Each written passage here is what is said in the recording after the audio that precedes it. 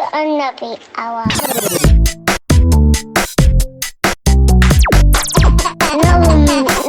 Nappy hour.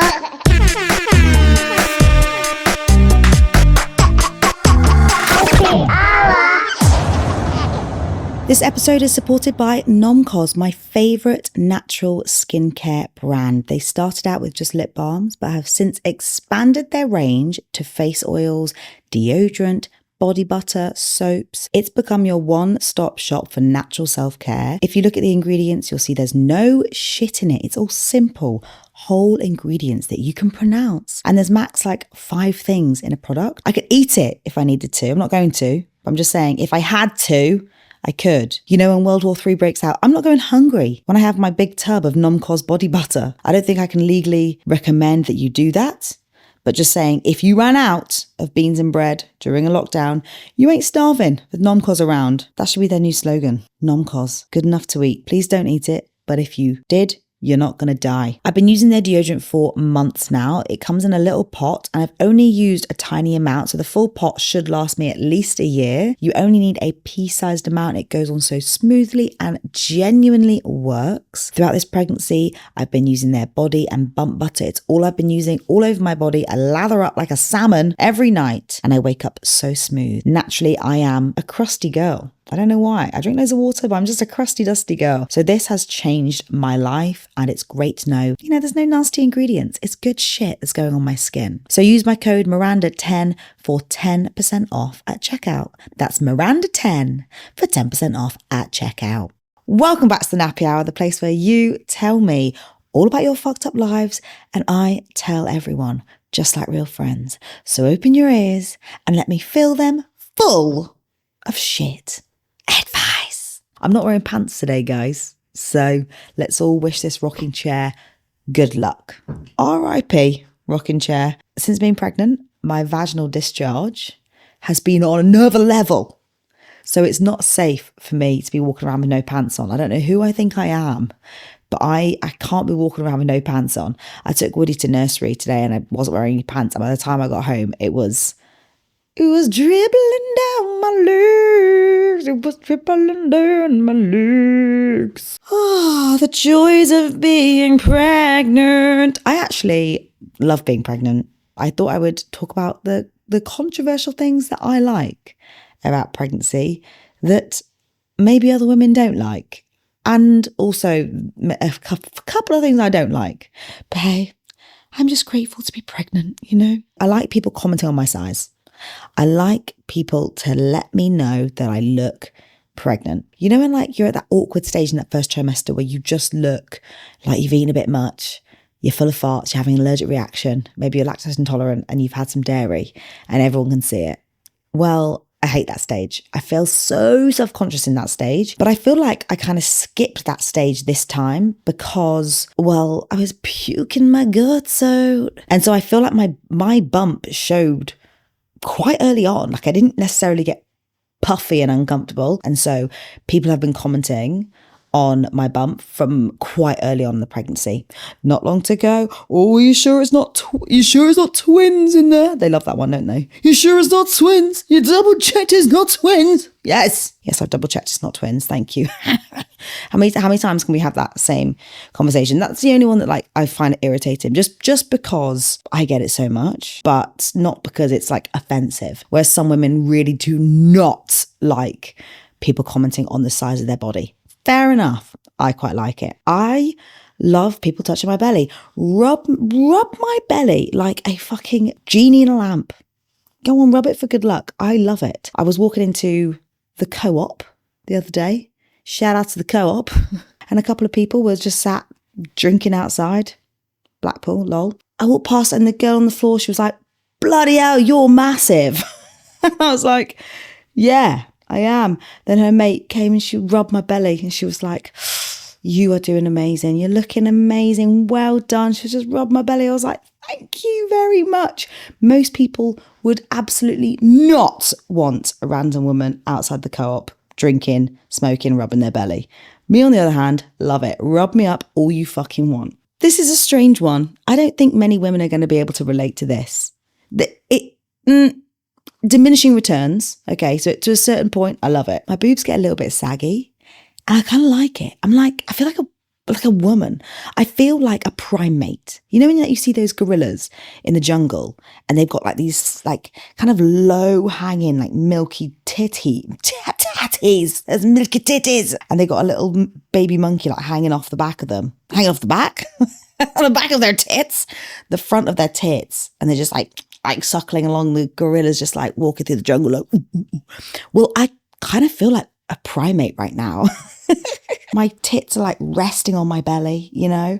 And I'm like, oof, is it conventionally beautiful? Maybe not.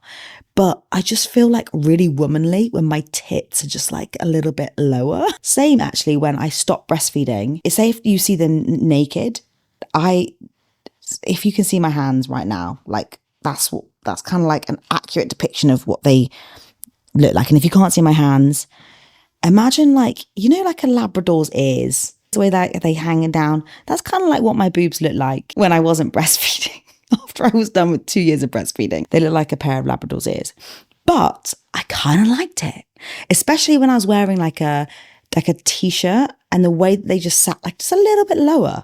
Like I just thought it was kind of cute, you know? Oh, being told to take it easy. The first time in my first pregnancy, I found it really annoying. Take it easy, get your feet up, don't do too much. Now when someone's like, take it easy, get your feet up, don't do too much, I'm saying, don't have to tell me twice. Okay, let me park my big ass down and you can do everything for me, you know? Don't mind if I do. Things I don't love. Speaking of the boobies, let's go back to the boobies, circle back around. Massive nipples. Don't love the massive nipples. The nipple to boob ratio, out of control. Little bit out of control. Right now we're speaking on a 60-40 ratio. 60-40 for boob to nipple ratio, which for me is too high. It's too high. I like a solid, 90-10, a 90% boob, 10% nipple. That's the kind of ratio I like. Whereas when I get pregnant, it's like those nipples just explode and they go really dark, which I do quite like. I like brown nipples because usually my nipples are quite pale. I like chocolate buttons. These chocolate buttons are humongous. They're like wagon wheels. I've got big arse wagon wheel nipples. I just want some milky chocolate buttons. Is that so much to ask for? The chafe. The chafe can fuck off. I'm not used to my legs rubbing together like two balloons. It's like static energy between my legs right now. It's like, it's painful. This podcast is supported by the beautiful Estrella Custom Jewelry, giving you minimal and meaningful personalized pieces. Everything is handmade in Portugal. It's a perfect gift either for yourself or someone that you love. When you go to our website, you can shop the collection and personalize your piece with a pendant, choosing the initial on it and the style as well as a stone. I have the emerald quartz gemstone and I wear it every day. I've got a little pendant that says a W on for Woody. I wear it every day. It's become my favorite staple necklace. It's just so simple. It's classy. It's classic. And I never take it off. Use the code NappyHour15 for 15% off at checkout. We're going to get straight into some dilemmas. All right, let's get into it, shall we? Next one. This first mummy says, hi lovely, I'm a first time mum and honestly, I'm starting to think I'm just not cut out for this. My little boy has hit what everyone calls the toddler tornado stage and it is relentless. He's nearly 3 and has gone from being this sweet little cherub to a little asshole, to be honest. I feel terrible saying that about my own son, but it's true. Everything is a drama. The wrong colour cup, me daring to peel his banana, his toast being too toasty, not toasty enough, me putting too much butter on his toast, and by 9 a.m. I am sick of him. The worst part is the public meltdowns. He threw himself face first onto the floor of Tesco the other day because I wouldn't buy him crisps. People were staring at me like I was kidnapping him. I tried to pick him up, but he went into full squid mode and kept wriggling out of my arms. By the time I got back to the car, I was shaking. We've all been there, mummy. We've all been there. I feel like I'm treading on eggshells constantly, trying to avoid triggering him. And when he's finally asleep, I just sit there crying because I feel like the worst mum. Everyone says it's a phase, but what if it isn't? What if he's just an asshole forever? How do I get through this without completely losing my mind or hating my own child? I know that sounds awful, but I am exhausted and I just want to feel like I'm doing something right.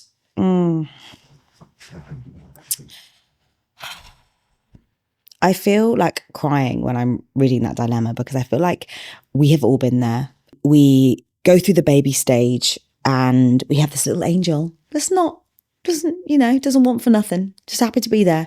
Then suddenly they become a toddler and we just think, where's my angel gone? Will they ever come back? My son's stage was 2.5 and it kind of coincided with us moving away from our hometown and everything we knew to Blackpool. And so I was kind of like really scared, like, is it me? Have I done this? Have I traumatized my son? And it was really hard because we weren't around our normal support group. And so I was in this new town, kind of on my own because Zach was working, obviously. So I was spending my days with Woody, trying to plan these fun days, getting to know this new town. And he would just be having tantrums. And when I tell you, from morning till night, it was just whinging, whining, tantrums, crying over nothing. And it was just relentless, like you say. And there was many times where I would just sit on the floor and cry. If I was on the beach and he was flipping out, I would be screaming into the ocean, like guttural screams into the ocean. In an ideal world, we are able to come to those situations calm and regulated. But this isn't an ideal world. We aren't perfect parents. And sometimes you're going to lose your shit. And that's okay. It might be boring to say and might be annoying, but it's just a phase and it will pass. I will tell you, on the days that I was able to come at it with a bit more compassion was the days that I was not focusing just on Woody and the house, but actually on myself and making time for myself. If I had looked after myself that week, I was able to parent my son in the way that I wanted to. And don't get me wrong, there are a few weeks where I wasn't able to do that. And I wasn't able to show up as the kind of parent that I wanted to be. And it just goes to show that the importance of making time for yourself in the week. People will always roll their eyes at me. They think I don't get it. When I turn around and say, you have to make time for yourself, they'll say, there's no time. There's no time. Well, make time. Make time in your week, 1 hour, 2 hours, whatever you have, make time in your week for you. That is the only way that you are going to be able to show up as the parent that you want to show up as. And I'm not going to sit here and give you any secret tips for regulating a toddler because I don't think there are any secret tips. It's really so toddler dependent. And I don't think I have any secret ones. I know, what works best for my child, but that might be different to your child. So there's no point in me reading off all these things that I do for my son because you've probably tried them all. But what I can say is, on the weeks that I found really, really hard with Woody and the weeks that he was most whingy, if I had not have been going to the gym X amount of times that I would not have been able to show up in any way for my family. I think any parents that haven't reached the toddler stage yet would hear a parent say, my kid's an asshole and think, oh, how can you say that? How can you call your child an asshole? But toddler parents, I say most toddler parents, they know exactly how you get to that point. There's been days, my son is flipping out and I look at him and I'm just thinking like, what the fuck are you crying about? What the fuck are you crying about? Your life is literally perfect. Your life is as good as it could ever get for anyone. There's children starving with no limbs in this world. And you are here crying because I put peanut butter on your toast, a topping that you literally love. You can't say that to a child because they can't grasp concepts like that. But I just look at him and I think, bro, your life is so easy, okay? Just enjoy it because it's only downhill from here. It's very soon, your teeth are going to start falling out. You're going to realize that Santa's not real and your parents don't know everything and suddenly everything's a lie.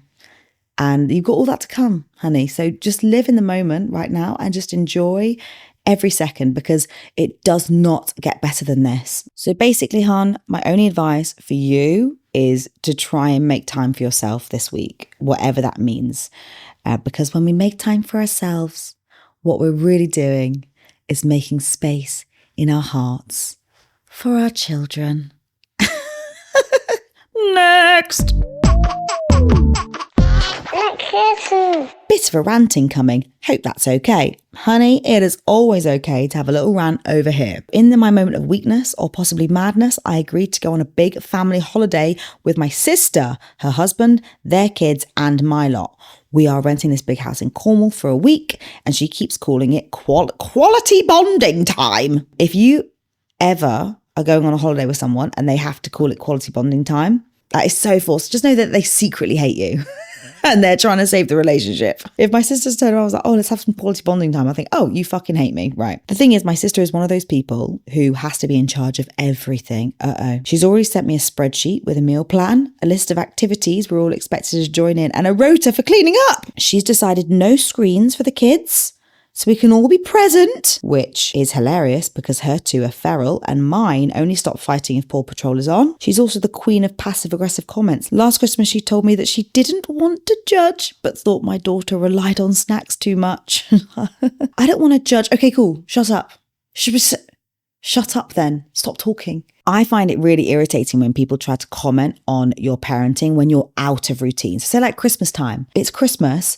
My kids are going to be eating more snacks than usual. I remember I had someone stay at my flat once when I lived in London, and this person lives out in the sticks, right? So when they come, we would always get takeaway because it's a treat for them. Like they don't get to eat takeaway very often. I remember that one morning they turned to me and they're like, I'm really worried about how many takeaways you have. You have too many takeaways. And I was like, bitch, I'm getting this as a treat for you, okay? You think I'm just getting Francomanca willy-nilly? No, I cook from scratch. You just don't like my fucking cooking, so I'm treating you to a fucking takeaway. My husband is dreading it. I'm dreading it, but it's too late to go back without causing a massive drama. I know it sounds ungrateful. She means well, but I just don't know how I'm going to get through 7 whole days of her bossing everyone about and making me feel like a terrible parent. How do I survive this holiday without losing my temper or just driving home on day 2? I'm wound up reading this and I'm not even on the fucking holiday. Firstly, I would say, no screen time is bullshit. Let's be realistic here, sis. Have a movie a day at least, because the adults want some chill time as well. Like, how are we going to have quality bonding time if we're just dealing with kids all day?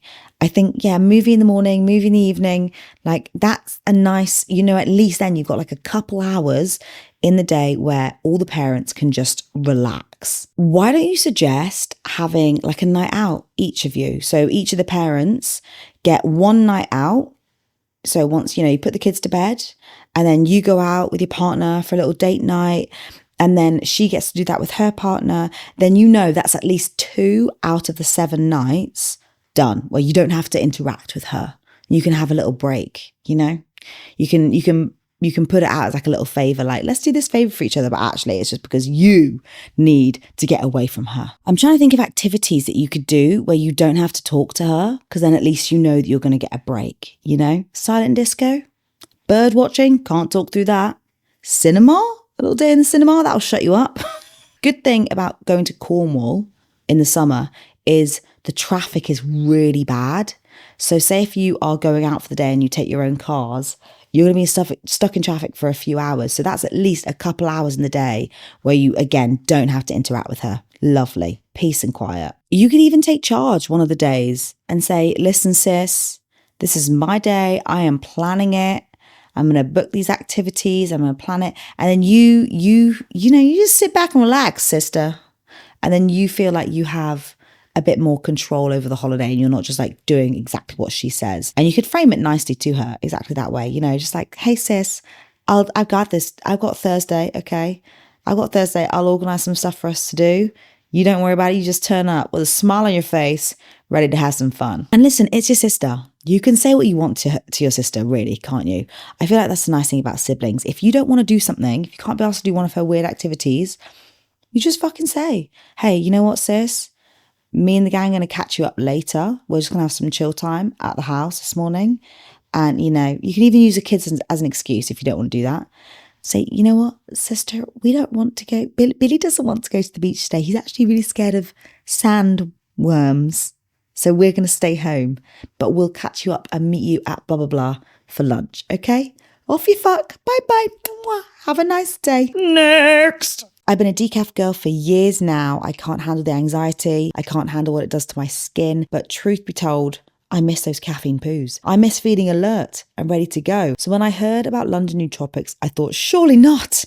Surely not. A coffee that has added adaptogens that prevent the cortisol spike found in normal coffees, e.g. the thing that makes you feel like your world is caving in and everyone hates you and your stomach is about to explode. But you still get the benefits of caffeine, e.g. the ability to get out of bed and feel alive after 10 wake-ups in the night. Thank you to your wonderful child. Or if you're pregnant like me and you are weeing every 15 minutes in the night. Oh, and you also have an almighty poo that sets you up for the day. I can't be the only person that is obsessed with their morning poo. Can I? If I don't have a fulfilling morning poo, I will obsess over it for the rest of the day. It's going to be trouble. So I like to know before I leave the house that is done.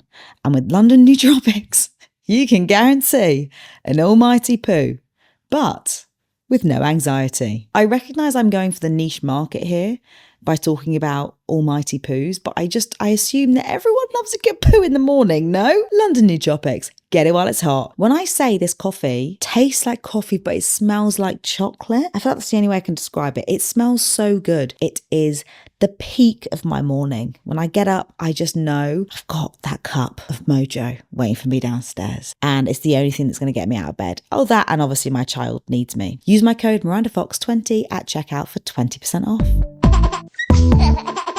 Next one. This mummy says, I'm feeling really confused and could do with an outside perspective. Me and my partner have been together for nearly 10 years. We've got 2 kids. Lately, though, he started doing this thing where he casually drops into conversation that women are flirting with him. Like the woman in the coffee shop who always gives him an extra shot for free because she likes him. Extra shot, sorry. That is not flirting. That is abuse. If some boy in the coffee shop was giving me an extra shot in my coffee, what? Thanks for the explosive shits, Gary. Thanks for the anxiety attack. Thanks for nothing. Or there's a new girl at work who's a bit keen. Red flag. Why is she keen? Why is she so keen? You've been flirting with her and now you're trying to deflect on her and be like, it's her. She's keen. Why is she keen? Women don't have to give men like any signs for them to think that we're flirting. Like, I swear to God, I could be puking on the side of a road and a group of boys will walk past me and they'll think, she's doing that for me. She's trying to impress me. She's flirting with me. I'm literally on all fours into the gutter. She's so flirty. Newsflash, boys, while we're on the subject, lots of women are taking very wrong by you guys. Just because you are thinking with your weenies, all right, she's not flirting. She's just being nice. Just because you think she's hot, she's nice and she's funny, she's not flirting with you. She's just existing kind of near you. You wish she was flirting, but in reality, she's just breathing. Just let her breathe in peace without accusing her of flirting. At first, I laughed it off, but now he brings it up all the time, like he wants a reaction. He'll say, don't worry, you've got nothing to be jealous about, but then smirk like he's loving winding me up. The thing is, I never used to be the jealous type, but lately it's making me feel insecure and paranoid, like maybe I'm boring or not good enough anymore. I've tried telling him it bothers me and he just says I'm overreacting or being too sensitive. Part of me thinks he's doing it on purpose because we've been a bit distant since the kids came along and he wants to feel like he's still got it. But it's really starting to get to me. Am I being daft? Or should I confront him properly or just ignore it and hope he gets bored? I don't want to turn into some jealous nag, but I also don't think it's fair to keep feeling like this. The thing about me, is I do like letting Zach know when people fancy me. I just find it fun. I also let him know when I fancy them back. So there's that open level of communication where Zach knows that there's nothing to worry about. I get the vibe here that he's not necessarily admitting that he fancies other people. He's just like saying, oh, so-and-so fancies me, so-and-so fancies me. But like, why do they fancy you? They don't fancy you for no reason. Do you know what I mean? Women aren't necessarily like that. Some women are, sure, but like women don't necessarily flirt when there's no interest from the other side. It's usually the men that start flirting and then the women will start flirting back. Also, when like the man that you married, the father of your children, turns around and says, "You're being too sensitive," I do think we have an issue there. Rather than just saying, "Oh, I'm sorry that my actions have made you feel that way. Let me reflect for a moment and see how I can make you feel better. You're being too sensitive." If you had like blown up at him and had a go at him and got all controlling and said, "You can't talk to those girls and you can't go to that coffee shop anymore," then sure. But I don't get that vibe that you've done that. I feel like you would have maybe mentioned that. You've gone and said to him, "The way that you're acting is making me feel insecure and like I'm not good enough." And he's turned around and been like, "You're too sensitive, you're too emotional, blah, blah, blah, blah, blah," making you feel like a nag. Like there's a thing in my mind, and I've made this up, but it's called consensual jealousy. Me and Zach flirt with it sometimes. You know, it's consensual jealousy. It's like you just flirt with the thought of like being a little bit jealous about other people fancying your partner and whatever. But this feels like non-consensual jealousy, which is not fair, not nice. We do not like. I would go and ask him, like, "Are you feeling insecure? Do you need validation from other women? Because that's how it's coming across right now. Do you feel like I don't fancy you? Do you need some more validation to make you feel better?" Because it's obviously coming from somewhere. I don't think we should ignore it because, you know, it could then progress into something else, you know, especially with this coffee shop woman. Maybe it'll progress into an extra free shot of syrup in his coffee, and we can't be having that. Or maybe it's all fine and he's just enjoying a healthy flirt, but you right now are feeling insecure in yourself for whatever reason, after kids and blah, blah, blah. You don't feel great in yourself, and then you are being more sensitive than usual. I don't know. Ask yourself that. How do you feel in yourself? If he wasn't doing this, if he wasn't, you know, offloading, do you feel confident and secure in yourself? Because I do feel that sometimes that's what happened with me and Zach. Like after I gave birth to Woody, I got a little bit insecure about myself. And so the consensual jealousy that we were flirting with actually turned real. I've got weirdly like jealous and insecure over certain relationships in Zach's life of girls that are really, you know, no threat to me, not because they aren't beautiful, but because I am extremely beautiful and Zach is so wet for me, it's actually a little bit icky. And also, like, I'm such a hypocrite. I will gladly go out and have a little flirt. Just the other day, I accepted a free bucket and spade from a man that I know fancies me at the beach. We'd have a bucket and spade, and I was at his shop and I went up to the counter. I knew he was going to give it me for free. I knew he was. I was like, "Oh, how much is this spade?"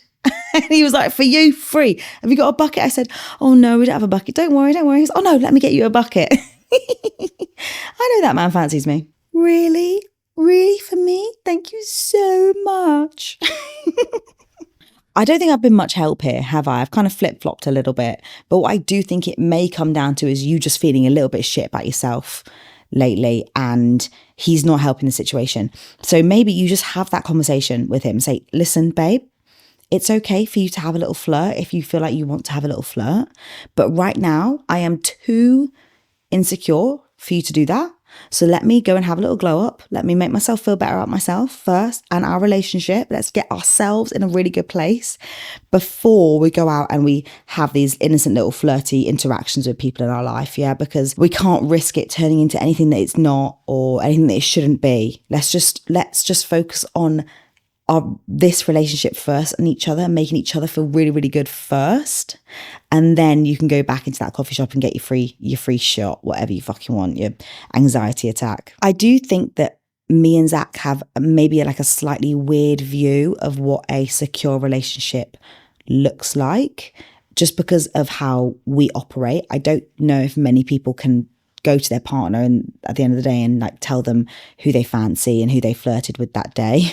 For me, that is like the sign of an ultimate secure relationship. It's made me think of that one time that me and my friend, we went out on a night out to see how many numbers we could get. We just wanted to prove to our men that people still fancied us. So we got dressed up, we went out on the town, and we had a competition to see how many boys' numbers we could get in a night. I think we both got about 5 or 6 numbers, ran home to our partners. We were like, see, boys, like, we've still got it. And the boys were like, yeah, we never doubted it for a second. Like, but it was just a nice excuse for me and my friend to go outside and have a little flirt, you know? What I would say is, bloody hell, it's hard out there. Boys do not want to buy girls drinks anymore. Boys are not generous. The amount of work that you have to do to get a free drink. I was putting in a fucking shift. I don't think I had one drink actually bought for me that night. It's crazy. And I was looking cute, all right. But imagine if like that was reversed. Like if one of you had written in and said, my partner went out on a night out and had a competition to see how many girls' numbers he could get. The double standards, because that is so fucking inappropriate. And I would not stand for that behavior in a relationship. And on that note, guys, we're going to leave it right there. Thank you so much for joining me here in my living room for another episode. I hope you enjoyed it. As always, if you have anything that you want to have a little rant about, or you want to talk about, bring it over here. Let's chat it out. And a huge thank you to the wonderful brands who are helping support the Nappy Hour. And remember, you can support me directly by following the link in the description of this podcast or on my Instagram to my Buy Me a Coffee page. You can donate the price of a coffee or more. There is no limit. The sky's the limit at the end of the day. So you donate however much you'd like. Thank you very much, guys. I appreciate your love and support and your time. And I will see you again next week. Mwah!